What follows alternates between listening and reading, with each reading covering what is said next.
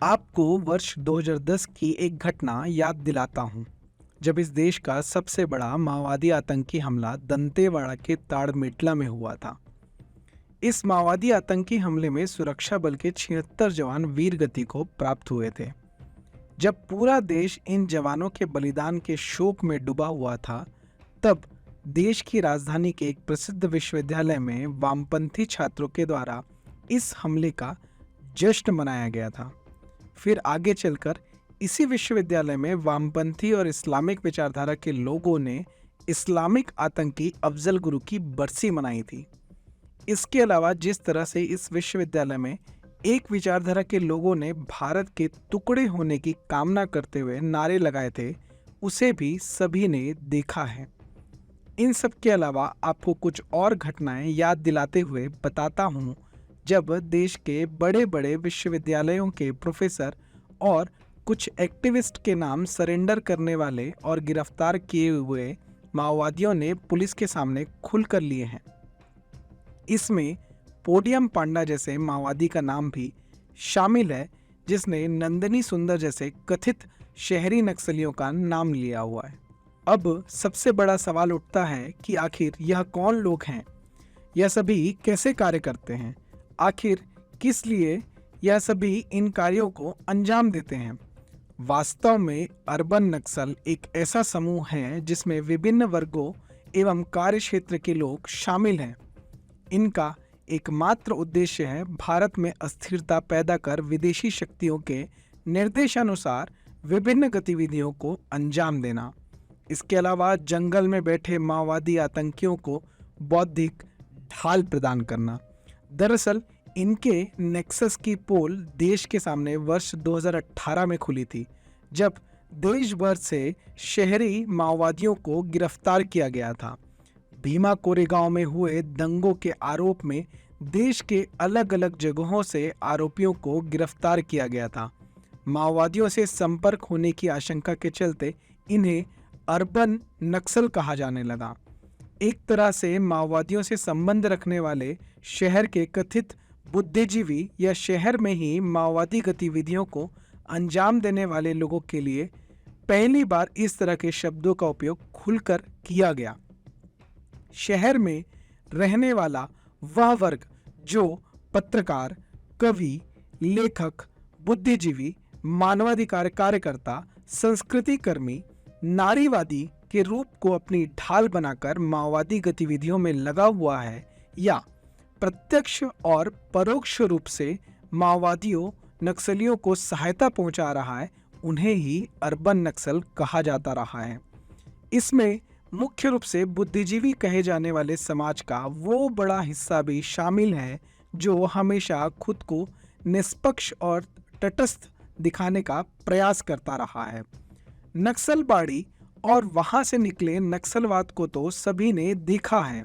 उसकी कमियां और करतूतों को भी विस्तार से समझा और समझाया गया है, लेकिन नक्सलवाद माओवाद के शहरी विस्तार और उसकी कार्य पद्धति हमेशा से रहस्यमयी रही है। हालांकि बीच बीच में ऐसे बहुत से उदाहरण मिलते रहे हैं कि किस तरह से माओवादी शहरी क्षेत्र के सहयोग से अपना विस्तार कर रहे हैं, लेकिन इस विषय पर किसी तरह का कोई गहन अध्ययन या विश्लेषण नहीं किया गया है। यही वजह है कि जब देश में माओवाद समर्थकों को अर्बन नक्सल कहा गया, तो वामपंथियों द्वारा चलाए गए me too urban Naxal campaign में कुछ हद तक युवा वर्ग का वह हिस्सा भी शामिल था जो तटस्थ माना जाता है। माओवादियों के शहरी मायाजाल की असली रूपरेखा वर्ष 2004 में तैयार की गई थी। 2004 में सीपीआई मार्क्सवादी लेनिनवादी, पीपुल्स वॉर ग्रुप और माओवादी कम्युनिस्ट सेंटर के विलय के साथ communist party of India Maoist का गठन किया गया था। सीपीआई माओइस्ट के गठन के बाद से ही माओवाद का नेतृत्व जंगल से निकलकर शहर की ओर आया। 2004 में आए दस्तावेज सीपीआई माओइस्ट अर्बन पर्सपेक्टिव में शहरों में माओवाद के विस्तार की रणनीति पर विस्तार से चर्चा की गई थी। मिडिल क्लास, कर्मचारी वर्ग, छात्र वर्ग, कामकाजी, महिला, दलित, धार्मिक अल्पसंख्यक और समाज के कुछ प्रतिष्ठित बुद्धिजीवी वर्ग को अपनी विचारधारा से जोड़ने और शहर में इनका एक समूह खड़ा करने का प्रयास करने की बात उस दस्तावेज में सामने आई थी। सीपीआई माओइस्ट पार्टी और उससे जुड़े सभी फ्रंटल ऑर्गेनाइजेशंस को आतंकी संगठन के रूप में सूचीबद्ध किया गया है। इसके बावजूद कुछ फ्रंटल संगठन अभी भी हैं जो नक्सलवाद का समर्थन करते हैं, जो दिल्ली, मुंबई, रायपुर, रांची, हैदराबाद, चंडीगढ़, तिरुवनंतपुरम और पुणे जैसे छोटे बड़े शहरों में सक्रिय रूप से काम कर रहे हैं।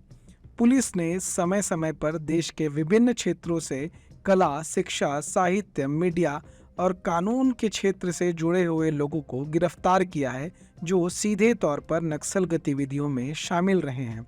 भारत में अर्बन नक्सल पर तरह तरह के विश्लेषण किए जाते हैं, लेकिन इन गतिविधियों को चीनी कम्युनिस्ट तानाशाह माओ जेडोंग की गतिविधियों से जोड़कर नहीं देखा जाता। दरअसल 1934 में माओ जेडोंग द्वारा निकाली गई पद यात्रा, जो द लॉन्ग मार्च के नाम से जानी जाती है, उस दौरान उसकी रणनीतियों को आज के समय में दोहराया जा रहा है।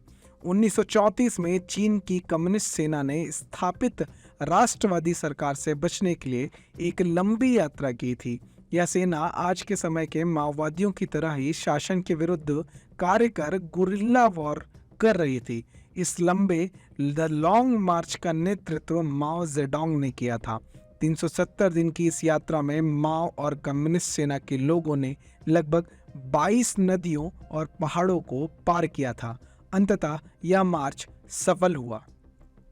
इस मार्च के सफल होने का सबसे प्रमुख कारण यह था कि माओ जेडोंग ने अपने से जुड़े कुछ लोगों को देश के अलग अलग मीडिया समूहों, साहित्य जगत में शामिल कर रखा था। कुछ समय के अंतराल में सरकार की तरफ से बनाई जाने वाली रणनीतियों की सूचना एवं अन्य सूचनाओं को देने के लिए इनका उपयोग किया गया। जानकारियों को लेखों और साहित्य के माध्यम से माओवादियों तक, अर्थात माओ की कम्युनिस्ट सेना तक पहुंचाया जाता था।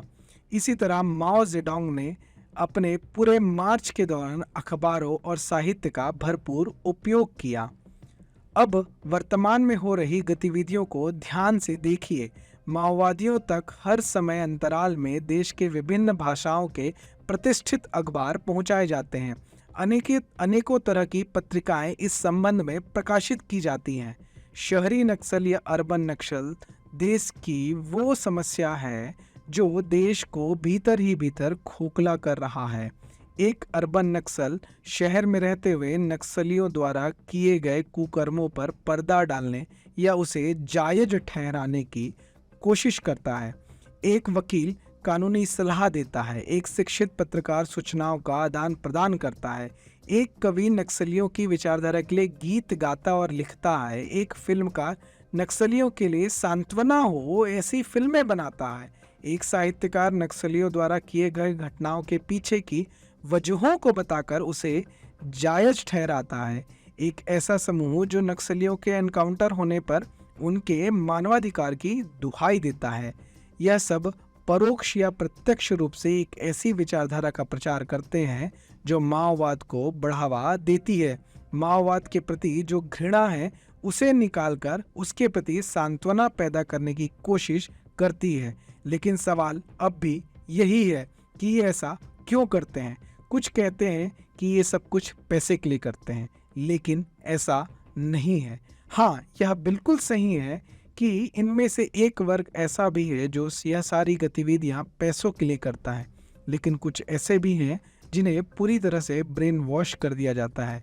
देश के बड़े बड़े विश्वविद्यालयों में प्रोफेसर और कार्यकर्ता के रूप में बैठे वामपंथी विचारक धीमे धीमे अपने विद्यार्थियों को वामपंथ का मीठा मीठा जहर देते हैं। छोटे शहरों से आए गरीब और मध्यम वर्गीय युवा इनके केंद्र में रहते हैं। इनका इस प्रकार से ब्रेन वॉश किया जाता है कि उन्हें खुद ही मालूम नहीं होता कि वह किस दिशा में जा रहे हैं।